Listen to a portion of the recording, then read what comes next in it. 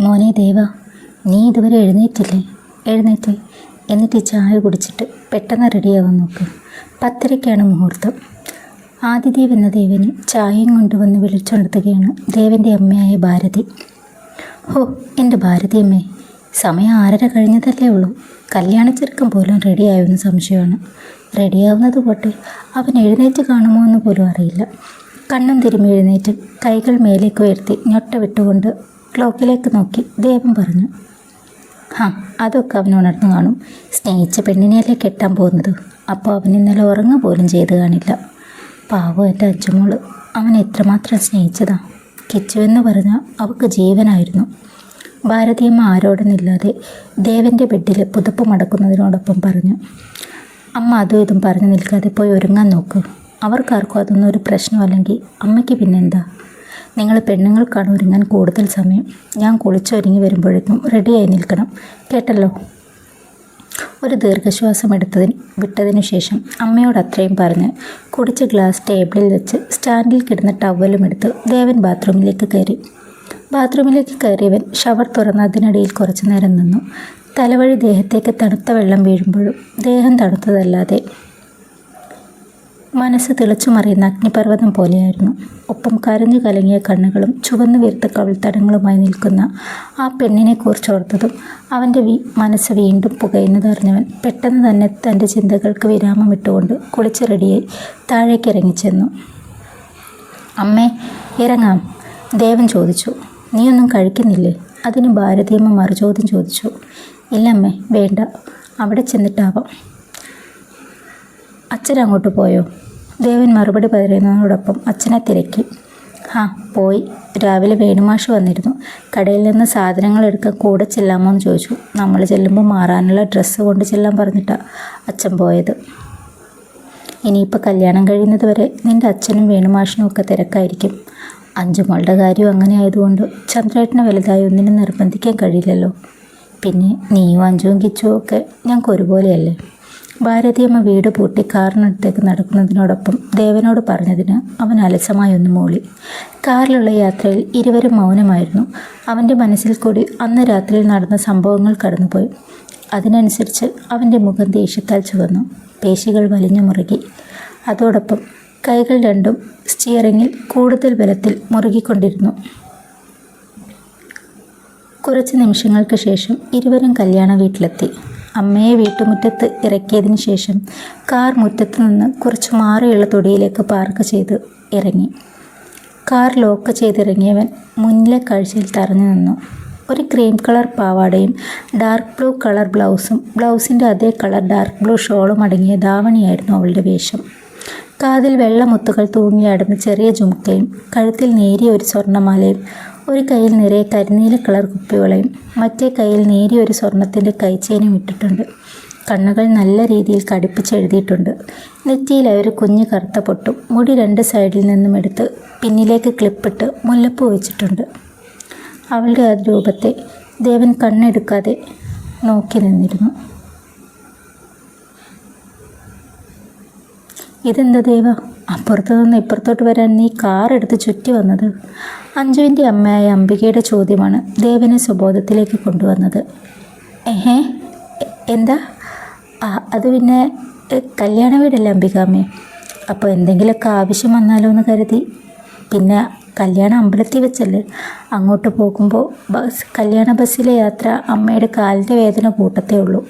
അപ്പോൾ പിന്നെ ഒരു 5 മിനിറ്റ് ചുറ്റിയാലും കാറെടുത്താൽ നമ്മുടെ യാത്ര അതിലാക്കാമല്ലോ. ദേവൻ പുഞ്ചിരിച്ചുകൊണ്ട് അംബികയ്ക്ക് മറുപടി നൽകുമ്പോഴും അവൻ്റെ കണ്ണ് അലസമായി ഇടയ്ക്കിടെ അഞ്ജുവിൽ പാറി വീഴുന്നുണ്ടായിരുന്നു. നില എന്താ ഒന്നും മിണ്ടാതെ നിൽക്കുന്നേ? അവൾ തന്നോടൊന്നും മിണ്ടുന്നത് പോയിട്ട് അവളുടെ ഒരു നോട്ടം പോലും തൻ്റെ നേർക്ക് വരുന്നില്ലെന്ന് കണ്ട് അവൻ രണ്ടും കൽപ്പിച്ച് ചോദിച്ചു. അത് പിന്നെ ആദ്യമായിട്ട് ഒന്നുമില്ല, ഞാനെന്തോ ആലോചിച്ചങ്ങനെ. അവൾ പുഞ്ചിരിയോടെ ദേവന് മറുപടി നൽകി. അവളുടെ ആ പുഞ്ചിരിക്ക് പണ്ടത്തെ സൗന്ദര്യം ഇല്ലെന്ന് അവന് തോന്നി. മോനറിയാലോ എല്ലാം. ഞാനും ചന്ദ്രേട്ടനൊന്നും വരുന്നില്ലെന്ന് കരുതിയതാണ്. പിന്നെ ഇവൾക്ക് വരണമെന്നൊരു നിർബന്ധം. മാത്രമല്ല ഈ കല്യാണത്തിൻ്റെ പേര് പറഞ്ഞ് ചെമ്പകശ്ശേരിയും വേണുവും ജാനകിയുമായിട്ടുള്ള ബന്ധത്തിലൊരു കോട്ടവും സംഭവിക്കരുതെന്നും ഇവൾ വാശി പിടിക്കുന്നു. എല്ലാം ഇവളുടെ തെറ്റാണെന്നും പറഞ്ഞ് സംഭവിച്ചതെല്ലാം ഇവളെ തലയിൽ ചുമന്നുകൊണ്ട് നടക്കുകയാണ്. അംബിക പറഞ്ഞു നിർത്തുന്നതിനോടൊപ്പം സാരിത്തുമ്പ് കൊണ്ട് കണ്ണുകൾ തുടച്ചു. എൻ്റെ അമ്മ, ഇത് ഞാനെല്ലാം പറഞ്ഞതല്ലേ, അതെല്ലാം അവസാനിച്ചു കഴിഞ്ഞു. ഇനിയും എന്തിനാ വെറുതെ? അഞ്ജു അംബികക്കരികിലേക്ക് കുറച്ചുകൂടി നീങ്ങി നിന്നുകൊണ്ട് അവരുടെ മുഖത്ത് അവളുടെ കൈകൾ വെച്ചുകൊണ്ട് പറഞ്ഞു. ശരി അംബികാമ്മേ, നീല ഇത്രയും ധൈര്യം കാണിച്ച് ഒരു തീരുമാനമെടുത്ത് മുന്നോട്ട് പോകാൻ ശ്രമിക്കുമ്പോൾ എല്ലാവരും അതിനൊപ്പം നിന്ന് അവളെ സപ്പോർട്ട് ചെയ്യുകയല്ലേ വേണ്ടത്. അതിനു പകരം ഇതുപോലെയുള്ള കാര്യങ്ങൾ പറഞ്ഞ് ചുമ്മാ അവളെ സങ്കടപ്പെടുത്താതെ അമ്മേ, അംബികയോടായി ദേവനും പറഞ്ഞു. അതെ, അങ്ങനെ തന്നെയാണ് വേണ്ടത്.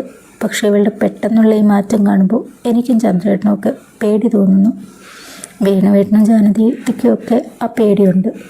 അഞ്ജുവിനെ ഒന്ന് നോക്കിക്കൊണ്ട് ദേവൻ്റെ നേർക്ക് തിരിഞ്ഞുകൊണ്ട് അംബിക പറഞ്ഞു. ഇനി നീല അങ്ങനെയൊന്നും ചെയ്യുമെന്ന് കരുതി അംബികാമ്മ പേടിക്കണ്ട. അഞ്ജുവിനെ ഒന്ന് നോക്കിക്കൊണ്ട് ഒരു ചെറു പുഞ്ചിരിയാൽ അവൻ അംബികയോട് പറഞ്ഞു.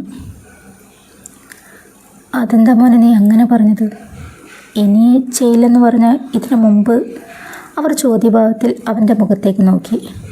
അഞ്ജുവും ദേവനെ തന്നെ നോക്കുകയാണ്. അവളുടെ നെഞ്ച് ശക്തിയായി ഇടിക്കുന്നുണ്ട്. ശരീരമാകെ തണുത്തുറഞ്ഞു നിൽക്കുകയാണ്. ദേവൻ അമ്മയോട് എന്തെങ്കിലും പറയുമോ എന്നുള്ള ഭയത്തിൽ ഇരു കൈയിലെ വിരലുകളും അങ്ങോട്ടും ഇങ്ങോട്ടും കോട്ടിത്തിരുമുകയും ഞൊട്ടവിടുകയും ഒക്കെ ചെയ്യുന്നുണ്ട്. അയ്യോ, അങ്ങനെയൊന്നുമല്ല അംബികാമ്മ ഞാൻ പറഞ്ഞത്. ഇതിനു മുമ്പ് അവൾ എന്തെങ്കിലും ബുദ്ധിമോശം കാണിച്ചിട്ടുണ്ടെങ്കിൽ നിങ്ങൾ അറിയാതിരിക്കുമോ? ഇനി അങ്ങനെയൊന്നും ചെയ്യില്ലെന്നാണ് ഞാൻ ഉദ്ദേശിച്ചത്. യാഥാർത്ഥ്യത്തെ അവൾ മനസ്സുകൊണ്ട് സ്വീകരിച്ചതുകൊണ്ടാണല്ലോ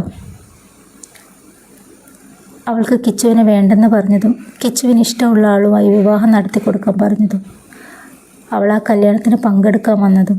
അപ്പോൾ പിന്നെ നിങ്ങളൊക്കെ എന്തിനാ അവളെ വീണ്ടും പഴയതൊക്കെ ഓർമ്മിപ്പിക്കുന്നതും? അഞ്ജുവിനെ ഒന്ന് പാളി നോക്കിക്കൊണ്ട് അംബികയോടായി ദേവൻ പറഞ്ഞു. സത്യം പറഞ്ഞാൽ അപ്പോഴാണ് അഞ്ജുവിനും തെല്ലൊന്ന് ആശ്വാസമായത്. മുമ്പ് നടന്നിട്ടുള്ള എന്തെങ്കിലും കാര്യങ്ങൾ അവൻ്റെ നാവിൽ നിന്നും വീഴുമോ എന്ന് അവൾ ഭയന്നിരുന്നു. അവൻ്റെ മുഖത്തേക്ക് വെറുതെ ഒന്ന് നോക്കിയവൾ. ആ നിമിഷം തന്നെ അവനും അവളെ ഒന്ന് നോക്കി. ഇരുവരുടെയും മിഴികൾ തമ്മിൽ ഇടഞ്ഞപ്പോൾ അവൾ പെട്ടെന്ന് നോട്ടം മാറ്റിക്കളഞ്ഞു. അത് കണ്ട് അവനൊന്ന് പുഞ്ചിരിച്ചു. അല്ല, കല്യാണത്തിന് വന്നവരൊക്കെ വഴിയിൽ തന്നെ നിൽക്കുകയാണോ? അകത്തേക്ക് കയറുന്നില്ലേ? ജാനകി അവർക്കടുത്തേക്ക് വന്നുകൊണ്ട് ചോദിച്ചു. ദേവ, ഞാൻ നിന്നെ 2-3 ദിവസം മുമ്പേ ഇവിടെ പ്രതീക്ഷിച്ചു. അവനേക്കാൾ മൂത്തതാണ് നീയെങ്കിലും നിങ്ങൾ രണ്ടുപേരും അത്രയ്ക്കും കൂട്ടല്ലേ? എന്നിട്ട് കൂട്ടുകാരൻ്റെ കല്യാണത്തിന് ഇപ്പോഴാണോ അവിടെ വരുന്നത്? ദേവൻ്റെ തോളിൽ കളിയായി അടിച്ചുകൊണ്ട് ജാനകി ചോദിച്ചു. അത് പിന്നെ അമ്മേ, സ്കൂളിൽ നിന്ന് ടൂറുണ്ടായിരുന്നു. +2 ആൺകുട്ടികളും പെൺകുട്ടികളും ആയിട്ട് ഒരാഴ്ചത്തെ ടൂറായിരുന്നു.